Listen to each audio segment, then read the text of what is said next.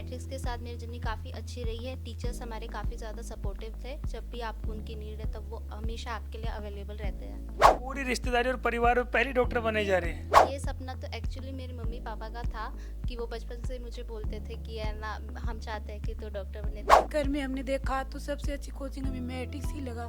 इससे ज़्यादा तो टीचर्स ने ही संभाला, स्पेशली मान सर ने। तो अभी आपका कौन सा ड्रीम कॉलेज है जो आप सोच रहे हो कि मुझे ये ड्रीम कॉलेज आपका है और वो मिल जाए?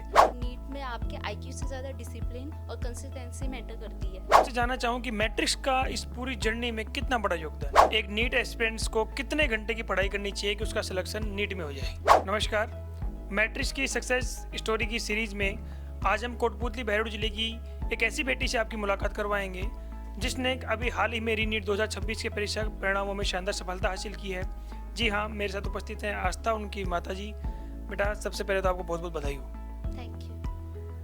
आपने अभी जो नीट का आपने एग्जाम दिया उसमें आपके कितने तो नंबर आए हैं, आपकी कौन सी रैंक आई है और मैट्रिक्स में आपने एडमिशन कब लिया था?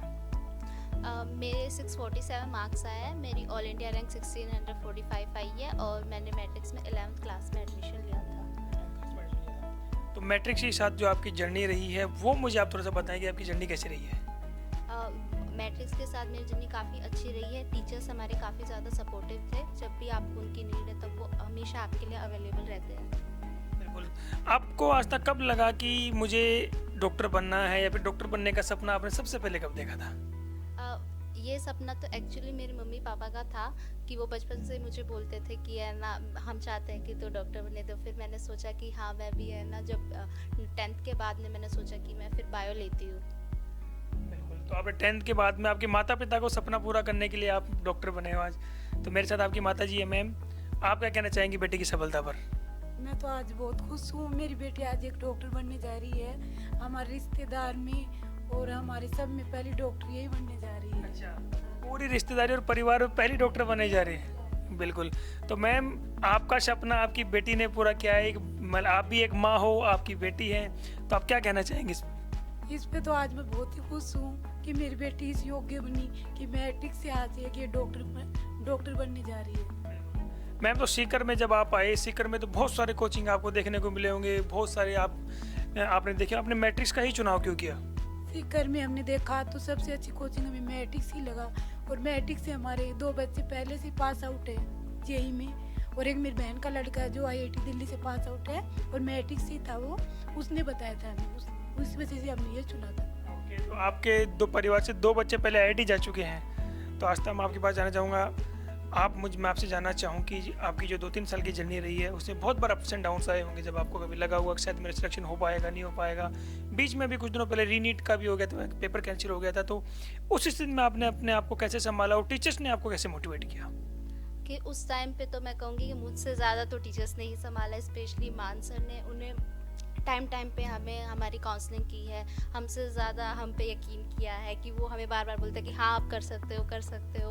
और जब भी ऐसा हमें थोड़ा भी ऐसे फील भी होने नहीं देते थे वो कि आपका नहीं होगा या ऐसे है। बोलते थे हमेशा अपना बेस्ट करो, बेस्ट होगा, रिजल्ट आपका बेस्ट ही आएगा। जो आपने किया है खुद पे मेहनत रखो। और टीचर्स बहुत ज़्यादा ही सपोर्टिव था हमारे।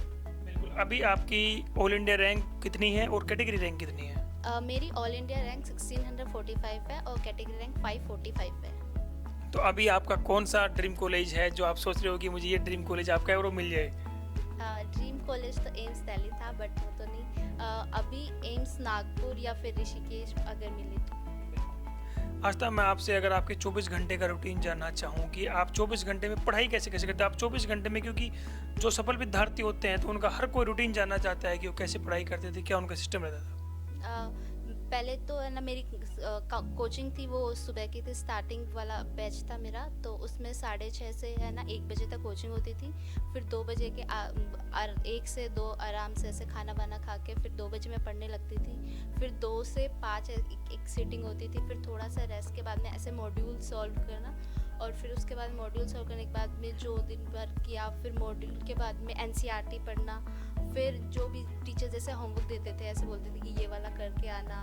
फिर अगर मान लो बाई चांस चेक भी हो जाता था वो, तो फिर है ना पूरा रात तक ही जितना भी करती थी। फिर रात को जैसे 11 के अराउंड जो भी दिन में किया ना उसको एक बार देखती थी। फिर अगले दिन क्या करना उसको है ना एक नोटबुक में ऐसे लिख देती कि ये टास्क है, आप अगले दिन ये करें और कोचिंग के नोट्स रिवाइज करने के अलावा। बिल्कुल। आज तक जो छोटे भाई बहन हैं आपके, वो भी ये सोच रहे हैं कि हमें भी डॉक्टर बनना है, फिर इंजीनियर बनना है, आपका उनके लिए क्या मैसेज रहेगा?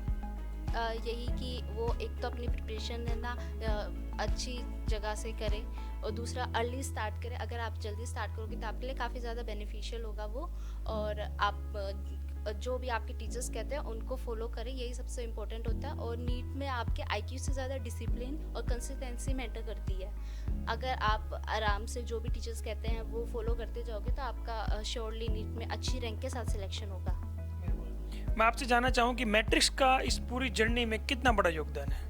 मैं कहूँगी कि शायद पूरा ही है, उनकी वजह से मेरी रैंक आई है आज इतनी जो भी आई है। वो बहुत ज़्यादा हमें हर चीज़ में हर बार बताते थे कि ये करना है, ये नहीं करना, आपको ऐसे करना है, ये नहीं करना, जो भी आप कहोगे ना, मतलब बहुत ज़्यादा सपोर्टिव टीम थी हमारी। ईच एंड एवरी डायरेक्टर से लेके हर टीचर को, अगर आपको मान लो कि कोई डाउट आ रहा है और आप है ना, आपके पास हर के वैसे भी है ना मोबाइल नंबर अवेलेबल होते थे, तो आप पूछ सकते हो, उस टाइम पे भी पूछ सकते हो। मैम, एक माता जी के तौर पर आप क्या कहना चाहोंगे? जो गांव में ऐसे कहते हैं कि भाई बेटियों को थोड़ा कम पढ़ाओ, उनकी जल्दी छोटी उम्र में शादियाँ कर देते थे, लेकिन अब जो नई पीढ़ी आ रही है वो चाहे डॉक्टर में देखें या फिर इंजीनियरिंग फील्ड में देखें, बहुत आगे तक जा रही हैं। तो आप उन जो आपकी बहनें हैं, माताएं हैं, उनको आप क्या कहना चाहोगे कि बच्चों को पढ़ाना चाहिए? हाँ, बच्चों को पढ़ाना चाहिए और बेटी को तो खास कर पढ़ाना चाहिए। मैं तो यही कहूँगी, अगर एक बेटी पढ़ेगी तो बहुत सारी पीढ़ियाँ अच्छे से रहेंगी। आस्था, आपने बात की कि आपकी जो जर्नी रही है 2-3 साल की, किसी भी कंपटीशन को फेस करने के लिए 2-3 साल की जर्नी बहुत बड़ी होती है। तो अगर किसी को भी नीट और आईआईटी की तैयारी करनी हो तो क्या उसको कक्षा 11 से आपकी तरह तैयारी स्टार्ट कर देनी चाहिए? हाँ, मैंने कहा ना कि अर्ली स्टार्ट करोगे तो वो आपके लिए बहुत ज़्यादा बेनिफिशियल हो जाएगा, आपकी रैंक इम्प्रूव होगी उससे जल्दी। क्योंकि है ना, अगर आप मान लो कि ये टारगेट से कर रहे हो तो आप तो पहले सिलेबस ही समझोगे कि है ना कि ये सिलेबस है, ये ऐसे करना। बट आप 11th-12th से अर्ली स्टार्ट करते हो तो आपको आइडिया काफ़ी ज़्यादा अच्छा होगा, क्योंकि 11th-12th में हर साल में आपका सिलेबस थोड़ा अर्ली कंप्लीट हो जाता है। जल्दी सिलेबस कंप्लीट होगा, आपको टाइम ज़्यादा मिलता है रिवीजन के लिए।